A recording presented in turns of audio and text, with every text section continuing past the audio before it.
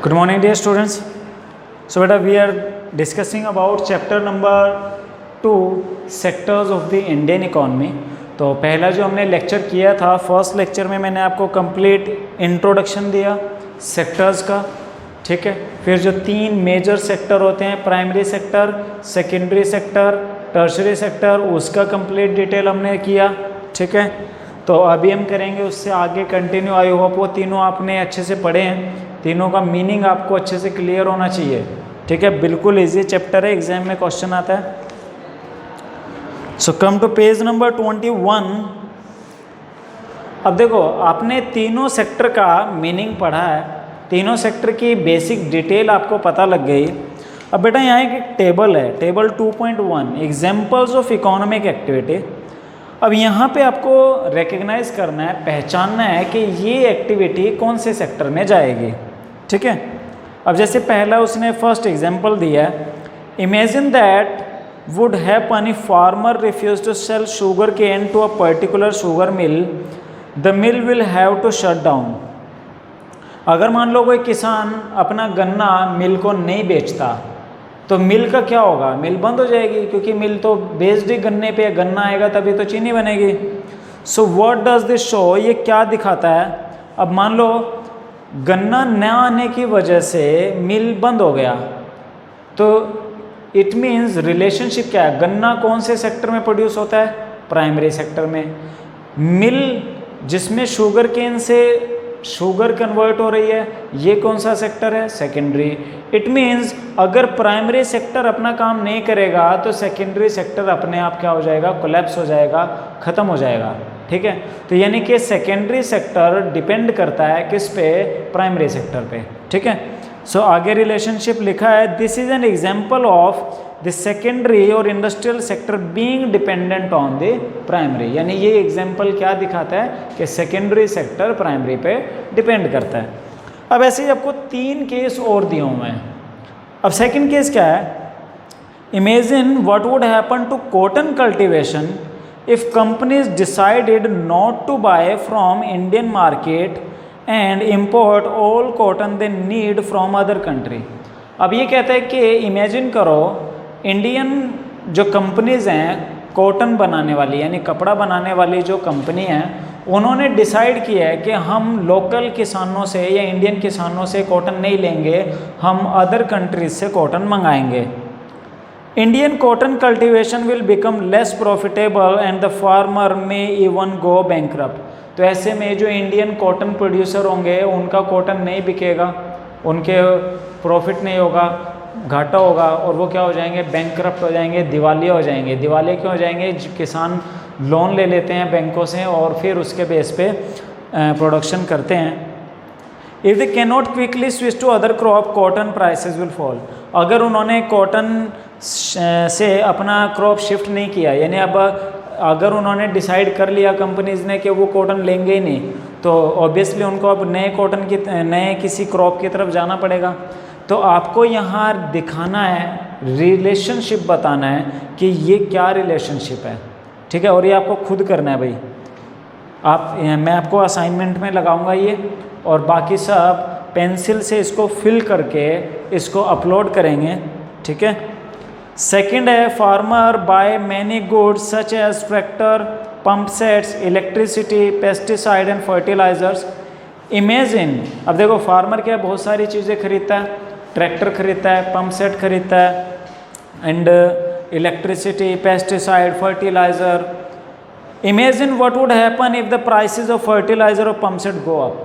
अब सोचो कि पेस्टिसाइड और पंप सेट का दाम बढ़ गया है, cost of cultivation of farmer will rise and their profit will be reduce. इससे खेती की जो उपज है उसका जो दाम है वो बढ़ जाएगा, ठीक है। और उसकी वजह यानी कि उनका कॉस्ट तो बढ़ गया पर दाम बाज़ार में उतना ही मिलेगा, तो उससे उनका प्रॉफिट घट जाएगा। तो इसमें भी आपको रिलेशनशिप बताना है कि कौन क्या रिलेशनशिप यहाँ पे बनेगा। Third, people working in industrial service sector need food. अब चाहे कोई इंडस्ट्रियल सेक्टर में काम करता है या सर्विस सेक्टर में काम करता है, खाना तो सबको चाहिए। Imagine what would happen if there is a strike by transporter and lorries refuse to take vegetable milk etc। अब सोचो ट्रांसपोर्ट करने वाले जो लोग हैं या गाड़ी चलाने वाले जो लोग हैं जो सब्जी मंडियों में या शहरों में सब्जियां, वेजिटेबल, दूध और अदर फूड आइटम सप्लाई करते हैं, वो हड़ताल पे चले गए हैं और अब कोई सब्जी मंडी में नहीं आ रही, कोई वेजिटेबल अदर कोई ऐसा फ्रूट है या डेयरी प्रोडक्ट हैं वो भी अब नहीं आ रहे हैं। ठीक है, so food will become scarce in urban area where is farmer will be unable to sell their product. तो ऐसे में क्या होगा, जो खाना है वो शहरी इलाकों में कम पड़ जाएगा और फार्मर्स भी अपना माल नहीं बेच पाएंगे, क्योंकि गांव में प्रोडक्शन तो हो रखा है बट ट्रांसपोर्टर्स की वजह से क्या हो रहा है, वो शहरों में नहीं आ रहा।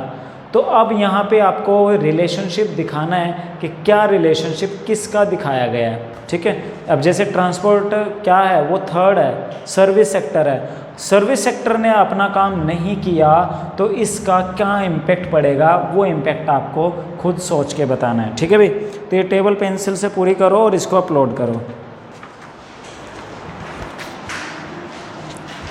चलो अब आओ आप अपने मेन पॉइंट नेक्स्ट 22 पेज पे, कंपेयरिंग द 3 सेक्टर्स। अब तीनों सेक्टर आपने किए हैं, तीनों सेक्टर कौन कौन से, first primary sector, second secondary sector and third tertiary sector. ठीक है, तो अब हम करते हैं comparison. So the various production activities in the primary, secondary and tertiary sector produce a very large number of goods and services. अब तीनों sector में लोग अपना अपना काम कर रहे हैं और एक दिन में हजारों लाखों पता नहीं कितनी एक्टिविटीज़ हो रहे हैं, हम काउंट भी नहीं कर सकते। Also the 3 sector have a large number of people working in them to produce these goods and services। हजारों लाखों लोग काम में लगे हुए हैं तीनों ही सेक्टर में। The next step therefore is to see how much goods and services are produced and how many people work in each sector। In an economy there could be one or more sector which are dominant in term of total production and employment। देखो बेशक तीनों sector आपस में क्या हैं, interconnected हैं। ठीक है, जैसे पीछे जो केस स्टडी हमने किया है, मान लो वेजिटेबल कहाँ उगाई जा रही है, उगाई जाती है प्राइमरी सेक्टर में।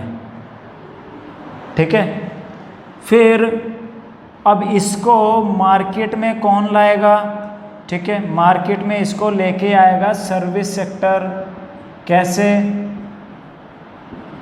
खेतों में सब्जी उगाई गई है उसको शहरों में सब्जी मंडी तक कौन लाएगी, ट्रांसपोर्ट, गाड़ियां लेके आएंगी, ट्रक लेके आएंगे। अब वो हो सकता है चाहे लंबी दूरी हो या छोटी दूरी हो, यानी कि प्राइमरी सेक्टर को किसने हेल्प किया है, टर्शरी सेक्टर ने। ठीक है, अब मान लो हम लोग डायरेक्ट नहीं बेचते, हम लोग उनको प्रोसेस करते हैं और कोई तैयार माल बेचते हैं। जैसे एक मिठाई बनती है, ठीक है, पेठे की मिठाई आपने सबने खाई होगी, सब जगह बनती है। तो उसको पहले तो क्या किया, खेतों से हम सर्विस सेक्टर के थ्रू कहाँ लेके आए, एक प्रोडक्शन यूनिट में। ये यहाँ पर एक प्रोडक्शन यूनिट है। ठीक है, खेतों से सर्विस सेक्टर के थ्रू कहाँ है, प्रोडक्शन यूनिट। यहाँ पे आके उसको हमने कन्वर्ट किस में किया, एज ए स्वीट, उसको मिठाई में कन्वर्ट किया है। यानी कि क्या हुआ है, यहाँ पे एक प्रोसेसिंग हुई है। अब आपको पता है प्रोसेसिंग कौन से सेक्टर में होती है, प्रोसेसिंग होती है सेकेंडरी सेक्टर में। ठीक है, फिर दोबारा किसका रोल आएगा, टर्शरी सेक्टर का। ठीक है, यानी कि यहाँ से फिर उसको गाड़ियों में लाद के कहाँ लेके जाएंगे, मार्केट में लेके जाएंगे। ठीक है, तो मार्केट में पहुँचने के बाद अब वो कस्टमर तक आया है। ठीक है, आप बेटा पहले चीज़ तो यहाँ पे एक 2 वर्ड का मीनिंग समझ लो। इकोनॉमिक्स करते हुए ये 2 वर्ड का मीनिंग कंफर्म होना चाहिए। कस्टमर और कंज्यूमर में हिंदी अगर पढ़ोगे ना, दोनों का मतलब क्या होता है, एक जगह ग्राहक और एक जगह उपभोक्ता, जो हिंदी मीडियम वाले हैं। ठीक है, कस्टमर का मीनिंग क्या हो गया, ग्राहक, और कंज्यूमर का मीनिंग क्या हो गया, उपभोक्ता। आपको बहुत सारे जगह ये वर्ड मिलता है, ठीक है। कस्टमर किसी भी लेवल पे हो सकता है। ये प्रोसेसिंग यूनिट का जो मालिक था उसने खेत वाले से जो सामान लिया, पैसा दिया होगा इसको भी, ये क्या है, कस्टमर है, पर ये उस माल को खुद नहीं खाएगा, यानी कि ये कंज्यूमर नहीं है, ठीक है। इसने अब क्या किया है, उसको स्वीट में, मिठाई में कन्वर्ट कर दिया। मिठाई में कन्वर्ट होके टर्शरी सेक्टर के थ्रू कहाँ गया, मार्केट में। अब वो जो दुकान वाला, रिटेल में जो दुकान वाला है, वो भी उस मिठाई को नहीं खाएगा, ठीक है, बट उस दुकान वाले ने इस फैक्ट्री मालिक को पैसा दिया होगा, यानी वो दुकान वाला इसके लिए क्या है, कस्टमर है। तो एंड स्टेज में जहाँ पे जाके वो प्रोडक्ट उपभोग में आएगा, यानी कि कंज्यूम हो जाएगा, या तो उसको खा लिया जाएगा, या अगर वो नए खाने वाली चीज़ है तो उसको इस्तेमाल किया जाएगा। तो जो बंदा इस्तेमाल करता है, यानी अब उसके बाद वो आगे नहीं जाएगी, आगे बिकने के लिए नहीं जाएगी, वहीं पे उसका यूज़ हो जाएगा। तो जिस स्टेज पे आके वो यूज़ होती है, तो वहाँ पे जो खरीदने वाला है उसको कंज्यूमर कहा जाता है, ठीक है। तो इनका आपस में एकदम वाइस वर्सा यूज़ ने, आप ऐसा नहीं है कि दोनों एक दूसरे की जगह यूज़ नहीं होते, ठीक है, इनके मीनिंग दोनों के डिफरेंट है, बट लिखने में बात एक जैसी रहती है। तो क्लियर, इसीलिए अब देखो primary sector, secondary sector, tertiary sector का आपस में बार बार क्या होता है, इंटरलिंकिंग होता है, ठीक है। अब इनमें से अगर मान लो यहाँ से मैं सर्विस सेक्टर हटा देता हूँ, ठीक है, खेतों में सब्जी तैयार पड़ी हुई है, फैक्ट्री तक लाने के लिए गाड़ियाँ नहीं है, जैसे हमने लास्ट टेबल में केस स्टडी किया था, हड़ताल चल रही है गाड़ी वालों की। अब बताओ सिर पे ढो के थोड़ी लाएंगे इतनी सब्जियाँ, तो क्या होगा, वो खेत में पड़ी पड़ी सब्जियां सड़ जाएंगे, ना इसका काम चलेगा और इसका तो लागत भी मारी गई, ठीक है, ये इसके पास काम नहीं आ रहा और इसकी तो लागत ही खत्म हो गई, ठीक है। तो यानी कि सेक्टर डिपेंडेंट है। हाँ, ऐसा हो सकता है कि कोई एक सेक्टर ज़्यादा वैल्यूएबल हो, ज़्यादा एम्प्लॉयमेंट जनरेट करता हो। जैसे आप देखो सर्विस सेक्टर बार बार आ रहा है, सर्विस सेक्टर यहाँ भी आया, सर्विस सेक्टर यहाँ भी आया। इसने अगर लोन ले रखा है तो बैंक से लिया है, बैंक भी किस में आते हैं, सर्विस सेक्टर में आते हैं। हो सकता है इसने इंश्योरेंस करा रखा हो फैक्ट्री का, या जो यहाँ पे गाड़ियों के इंश्योरेंस हैं, इंश्योरेंस भी सर्विस सेक्टर में आते हैं। तो सर्विस सेक्टर जो है वो बड़ा सेक्टर है, ज़्यादा एम्प्लॉयमेंट जो दे रखी है वो सर्विस सेक्टर ने दी हुई है। तो कोई एक सेक्टर डोमिनेंट हो सकता है। तो आगे पढ़ो। So in an economy, there could be one or more sectors which are dominant in terms of total production and employment, while other sectors are relatively small in size. So how do we count the various goods and services? You know the total production in each sector. तो अब आप देखो, हाँ ठीक है कि कोई sector ज़्यादा इंपॉर्टेंट हो सकता है, कोई कम इंपॉर्टेंट हो सकता है, बट जीरो इंपॉर्टेंसी नहीं हो सकती किसी की। अगर जीरो इंपॉर्टेंसी होती है तो हम उसको काउंट ही ना करते, हम उसको पढ़ते ही नहीं। With so many thousands of goods and services produced, you might think this is an impossible task. अब दिन में हज़ारों लाखों चीज़ें बनती हैं, सर्विस बनती हैं, तो इसके बारे में बात करना हमारे लिए बड़ा मुश्किल है। Not only would the task be enormous, you might also wonder how we can add up cars and computers and nails and furniture. It would make sense. अब यानी कि मैं इकोनॉमी के साइज़ के बारे में बात करना चाहता हूँ। मैं ये जानना चाहता हूँ कि इंडिया में रोज़ कितने करोड़ों रुपए का प्रोडक्शन होता है। तो मेरे लिए आसान नहीं है, क्योंकि इंडिया के अंदर हज़ारों लाखों लोग हैं जो अलग अलग तरीके के प्रोडक्शन करते हैं, अलग अलग तरीके की सर्विसेज प्रोड्यूस करते हैं, और हो सकता है दो लोगों की सर्विस आपस में इंटरकनेक्टेड भी हो। तो मेरे लिए वो कैलकुलेट करना आसान नहीं है, एक तरह से इम्पॉसिबल ही है, क्योंकि मेरे लिए पॉसिबल नहीं है एक दिन में सबके पास जाना, और काम भी बहुत ज़्यादा है। Okay, so you are right in thinking so. To get around this problem, economists suggest that the value of goods and services should be used rather than adding up the actual number. तो इसीलिए जब किसी country का GDP calculate होता है, gross domestic product, या किसी country का नेशनल इनकम अगर हमें काउंट करना हो, तब हमने एक अलग तरीका ढूंढा है, ठीक है। यानी कि मेरे को ये निकालना है कि प्राइमरी सेक्टर में कितना प्रोडक्शन डेली हो रहा है, सेकेंडरी सेक्टर में कितना हो रहा है। तो हमें अगर वैल्यू निकालना है तो वैल्यू निकालने के मेथड अलग हैं, ठीक है। यानी कि हम लोग जब यहाँ पे कैलकुलेशन करेंगे तो हम सिर्फ फाइनल गुड्स का वैल्यू ही लेंगे, मीडिएटरी गुड्स का वैल्यू ही नहीं लेंगे। ठीक है, यहाँ पे एक दो वर्ड फिर से नए आ गए भाई, mediatory goods and final goods. Mediatory goods क्या हो गई, जैसे मैंने बात किया था कि कॉटन से धागा बना, धागे से कपड़ा बना। ठीक है, तो कॉटन क्या है, कॉटन यहाँ पे एक रॉ मटेरियल है जिसको प्रोसेस किया जाएगा और क्या बनाया जाएगा, कपड़ा बनाया जाएगा। कपड़ा क्या है, वो फाइनल गुड्स है, तैयार माल है। अब कपड़ा तो बस कट के सिलाई लगेगी उसमें, अगर हमें कोई उसका पहनने के लिए कुछ बनाना भी है। ठीक है, तो यानी कि कपड़ा क्या है, वो फाइनल गुड्स है। इसी तरह कोई ब्रेड बनाने वाली फैक्ट्री है, ब्रेड बनाने वाली फैक्ट्री ने पहले क्या लिया होगा, अनाज खरीदा। अनाज हो सकता है अनाज डायरेक्टली नहीं लिया हो, बल्कि पहले अनाज किसी फ्लोर मिल ने लिया हो, आटा मिल ने लिया हो, वो अनाज उसने पीसा और आटे की बड़ी बड़ी पैकिंग की बोरियां पैक कर दी। फिर वो आटा ब्रेड कंपनी ने ख़रीदा, तो वो ब्रेड कंपनी के पास गया, उसने प्रोसेस करके ब्रेड बनाए। ठीक है, वो ब्रेड बन के किसके पास आया, होलसेलर के पास आया, होलसेलर से रिटेलर के पास आया, रिटेलर से कंज्यूमर के पास गया है। तो कितने सारे स्टेप हो गए। अब मान लो मैं ये जानना चाहता था कि इस शहर में लोगों की इनकम क्या है। अब मैंने क्या किया, मैं उस कॉटन प्रोड्यूस करने वाले के पास भी गया। ठीक है, मैं वीट प्रोड्यूसर के पास भी गया।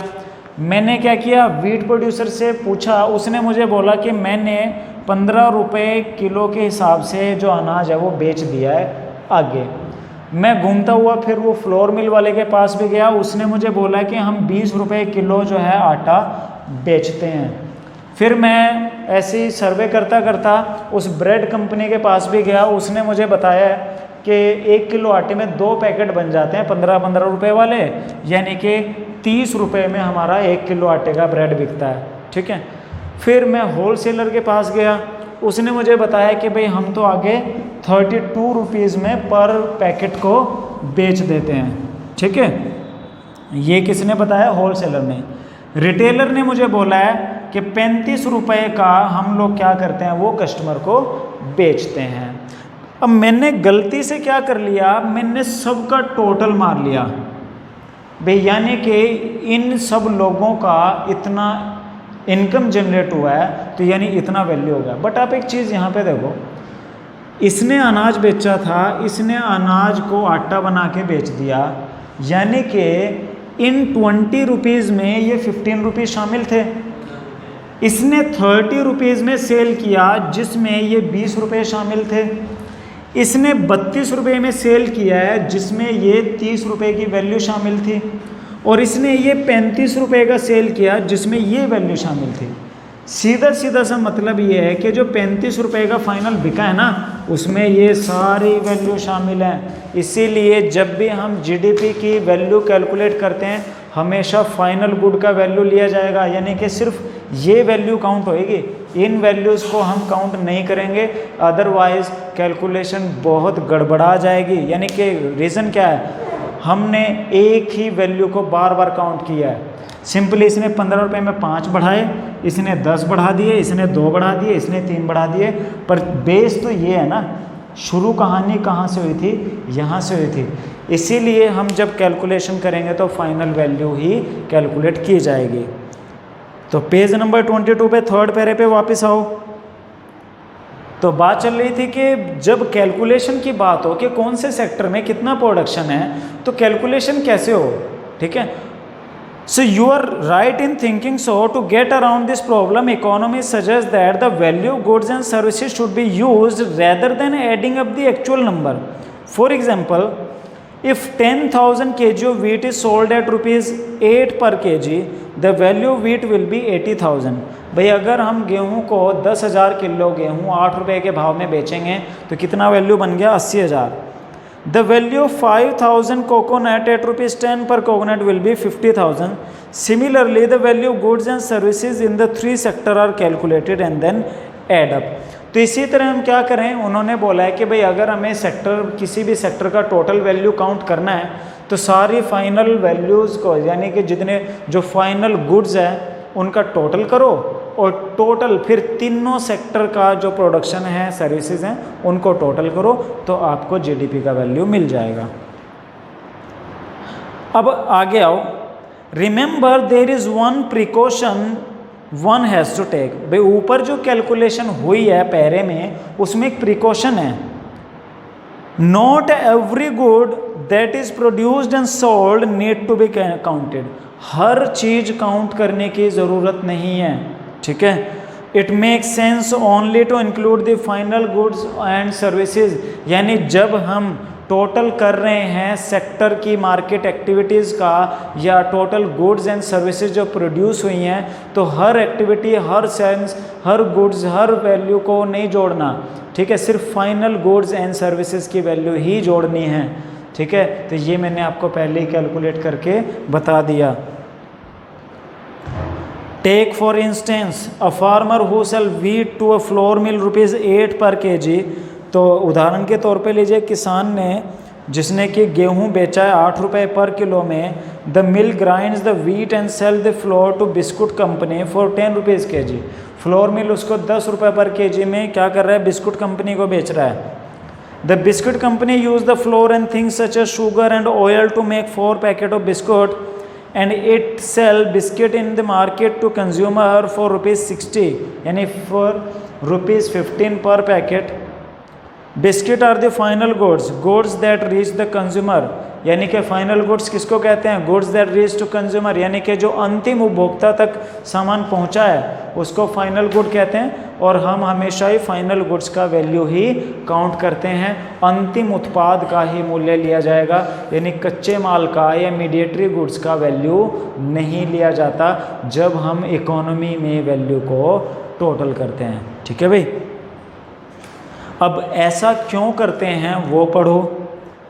Y are only final goods and services counting.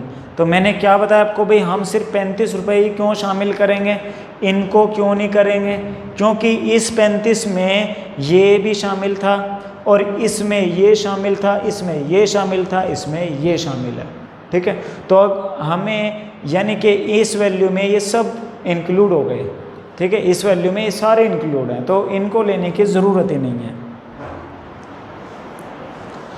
So goods such as wheat and the wheat flour in this example are intermediate goods. Intermediate goods are used up in producing final goods and services. तो इसी तरह wheat या wheat flour ये क्या है, intermediate goods हैं, और intermediate goods जो हैं वो हम लोग नहीं लेते। The value of final goods already include the value of all the intermediate goods that are used in making the final product here. तो यानी कि ये जो इंटरमीडिएट गुड्स हैं वो फाइनल गुड्स के वैल्यू में शामिल होती है, इसीलिए हम इंटरमीडिएट गुड्स का वैल्यू शामिल नहीं करते। Hence the value of ₹60 for the biscuit final goods already include the value of flour ₹10, यानी कि जो 60 रुपये में बिस्कुट तैयार हुए हैं उसके अंदर वो आटे की कीमत भी शामिल थी, ठीक है, और उसमें वीट का प्राइस जो था वो शामिल था। Value of all other intermediate goods would have been included. To count the value of flour and wheat separately is therefore not correct because then we would be counting the value same thing a number of time, ठीक है। Otherwise हम एक ही चीज़ को बार बार क्या कर लेंगे, count कर लेंगे, ठीक है। सो द वैल्यू फाइनल, अब आप यहाँ पे मीनिंग देखिए, what is the meaning of GDP। Okay, तो मीनिंग यहाँ पे है ग्रॉस डोमेस्टिक प्रोडक्ट का meaning, the value of final goods and services produced in each sector during a particular year provide the total production of the sector for that year and the sum of production in all these three sector is called gross domestic product of a country। समझ आई बात, ठीक है। तो यानी कि ये definition किसकी है, GDP का।